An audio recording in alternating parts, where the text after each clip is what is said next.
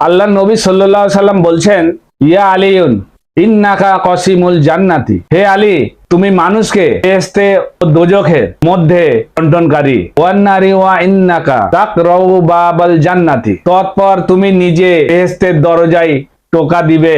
ফাতাদখুলাহা বিলা হিসাব, এবং হিসাব ছাড়াই বেহেশতে প্রবেশ করবে। এখানে রাসূলুল্লাহ বলছেন বেহেশত ও দোজখে তুমি মানুষকে প্রবেশ করাবে এবং তুমি বিনা হিসাবে জান্নাতে প্রবেশ করবে। এটা শুনে আমরা আহলে সুন্নাত অবাক হয়ে যাই যে এটা কি করে হয়। এই রিওয়ায়াত আমাদের বুখারী শরীফে আছে যে বেহেশতের সর্দার হচ্ছে ইমাম হাসান, ইমাম হোসেন। মহিলাদের বেহেশতের সর্দার হচ্ছেন মা ফাতেমাতুজ জোহরা সালামুল আলাইহা।